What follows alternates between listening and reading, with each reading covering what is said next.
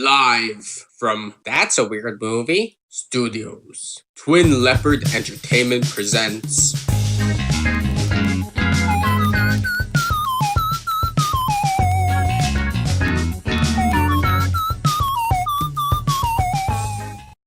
Mother. I dubbed the weirdest English language movie of 2017. Not that the competition was particularly fierce last year. All Darren Aronofsky had to do was make a movie slightly weirder than Brisby Bear and The Killing of a Sacred Deer. Having the balls to give it a wide release was a nice touch. So what do I have to say about Mother with a lowercase m and an exclamation mark? Well, there is a lot to say about it, both good and bad. I think the movie works best if you go into it knowing very little about it, other than the fact that it will be weird, over the top, ridiculous, and sometimes disturbing. It's very difficult to recommend because most people will hate it. And to know if you will hate it, you need to know a little bit about its content. But the few that will love it, or at least love the ride it takes them on, should go into it mostly blind. When I went to go see Mother, I only knew the following 3 things about it.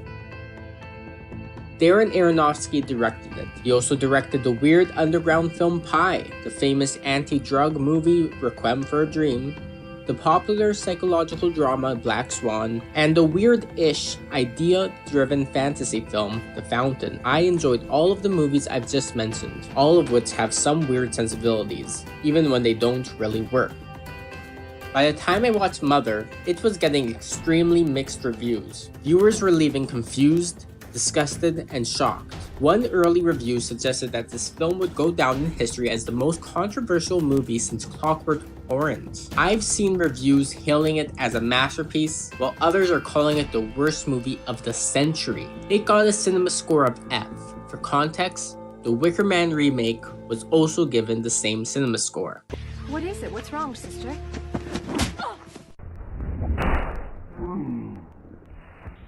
When people show this much hatred towards a movie which, for all intents and purposes, is well made and well acted and isn't a part of a beloved franchise, you know that it's going to be weird. I knew it was going to be an allegory for global warming and the Bible and Mother Nature and God and blah blah blah blah blah. All of which kind of sounded lame and preachy, but whatever. Those crazy mixed reviews had me hooked, and I made it my mission to go see it in theaters, even though the only showtime I was able to attend was 2 o'clock on a Wednesday during the second last week of its run in the multiplexes. So now that you know what I knew, I implore you to go watch the movie before continuing with this review. You may not like it very much, but it certainly is a unique cinematic experience. So if that interests you, you should definitely see Mother. Just don't expect to love it. I won't be going into very major spoilers in the audio for this review, but the clips I will be using are gonna definitely spoil the experience. So close the video now, or just listen to the audio and close the tab, unless you've already seen it, or you don't give a shit about having the experience spoiled for you.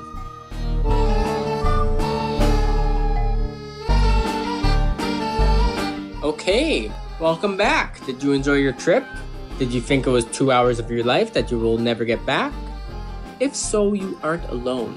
But at least I gave you some sort of a warning. The marketing for this movie is simultaneously some of the best and worst that I have ever seen. The first bit of media we got was a poster which Darren shared on Mother's Day. Okay, interesting. No information on what the movie is about, just Jennifer Lawrence holding out her heart. Looks like it might be a horror movie. Then we got a teaser composed of a tracking shot of J-Law's back as dialogue from the movie plays in the background. Finally, we got a real trailer, which was basically the teaser, but it allowed us to see the scenes associated with the dialogue. We spend all our time here. I want to make a paradise. Are you happy? I love you.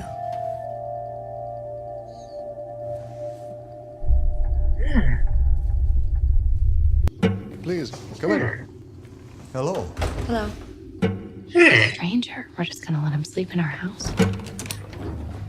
Hello. Hello. Did you know he had a wife?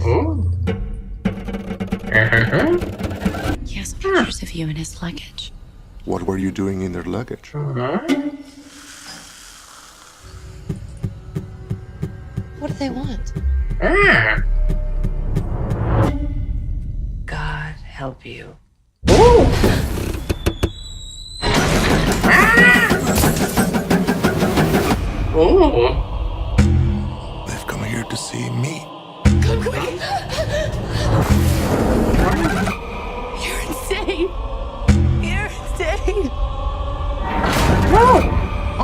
to do is bring life into this house.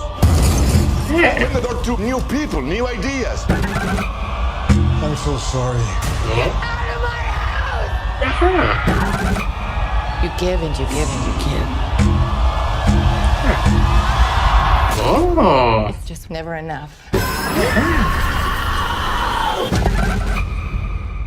After seeing that trailer, people still had no clue what the movie was about, but it looked intriguing enough to get them to watch it. Once they did watch it, they felt suckered. Lots of people were expecting to see a home invasion / cult movie and got something entirely different instead, and so they were pissed. They have been bamboozled into watching an overtop, unsettled, biblical environmentalist allegory, and they wanted their money and time back. The trailer did its job well by being misleading. Let's be honest. How the hell would you be able to create an effective, honest trailer for this movie that wasn't misleading, that showed its audience exactly what it was going to get without spoiling the experience, while still convincing them that they should see it?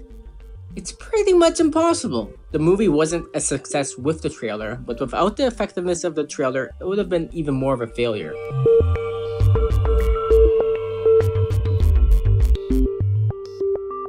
Given the marketing, the reaction of hate towards this film is understandable. With that being said, there is a lot to love about this movie. Even if you don't like the plot and message and absurdity of it, you have to admire the filmmaking behind it. The sound design is amazing.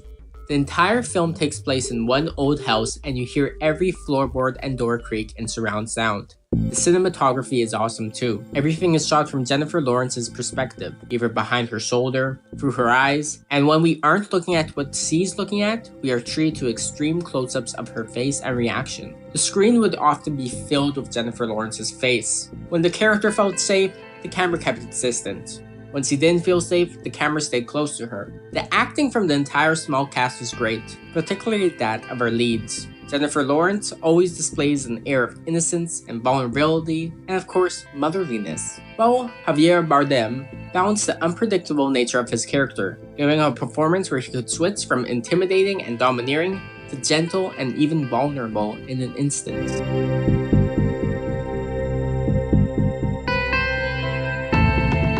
The only complaint I have about the actual filmmaking displayed in the film is the use of video game-like crappy CGI effects, though I can forgive the movie for that.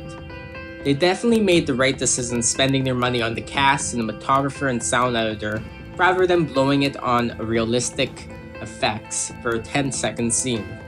It's just lamentable that this is our introduction into the film.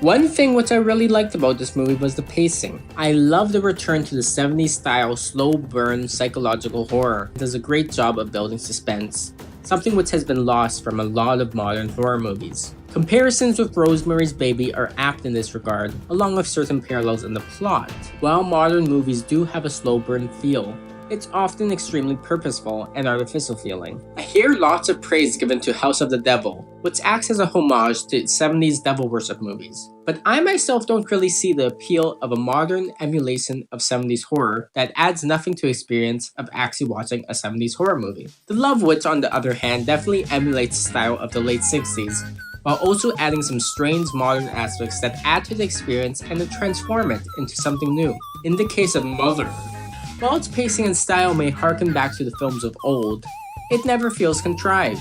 The build-up also has a phenomenal payoff. When the film enters its balls-to-the-wall third act, everything goes down at a breakneck speed. That entire third of the movie would feel like 5 minutes if it weren't for a meditative, unnerving scene in the middle of the madness that acts as the uneasy calm in the eye of the storm. I honestly don't think I've ever experienced such an acceleration in the pacing of a movie before, and it certainly is a unique experience. One thing which I loved about this movie was its sense of humor. This is probably one of the major things that people either didn't get about the film or did not like about the film. It is sometimes difficult to tell whether Darren wants his audience to take the film seriously or not. I for one think that Mother masterfully juggles the humor found within the absurdity of the situation, despite the serious subject matter. The passive-aggressive bitchiness of Michelle Pfeiffer's character is both infuriating and funny, and the speed at which things escalate when the brothers show up certainly hints at the absurdity to come in the third act.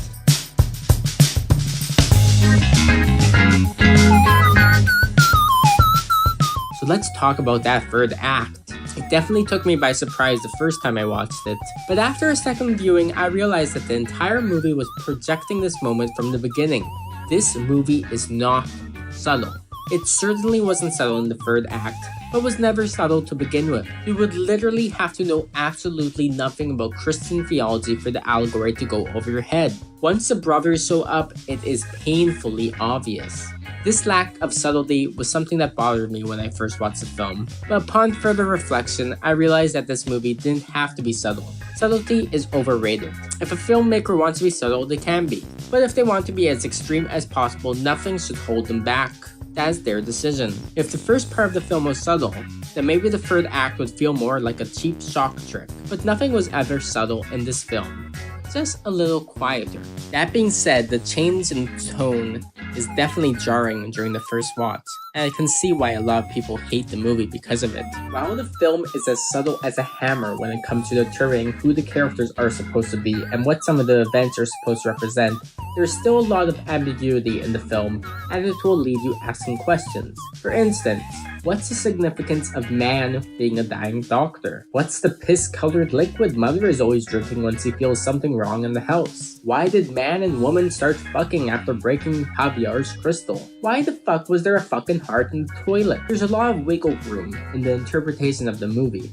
On one level, it's about an unstable, unbalanced marriage with a disturbing AIDS gap and the anxiety surrounding motherhood. On another level, it's an allegory about global warming. On yet another level, it's about the creative process and the relationship between the creator and his inspiration. Even though it's obvious who the characters are meant to represent, Aronofsky plays with these constraints to obtain unexpected results, allowing for multiple readings of the film, despite the obvious. The character of Mother herself is quite the mystery. Is she Mother Nature? Or is she Mother Mary? Or is she both? The fact that there are so many different readings of the film and different things to get out of it with each viewing is a beautiful thing. Which is why it pisses me off that Darren Aronofsky publicly shit on this by saying that Mother has only one meaning. I disagree. Whether he knows it or not, Aronofsky made a multifaceted movie, even if he did not originally plan to make it that way. I won't say Mother is deep, because it's not, but it definitely is thought-provoking.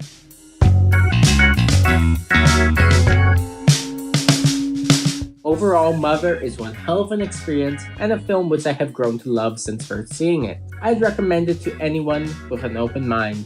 That's all for now. Thank you for watching, and don't forget to embrace the weirdness. That's called for like and subscribe. I'll see you in the next one. Bye.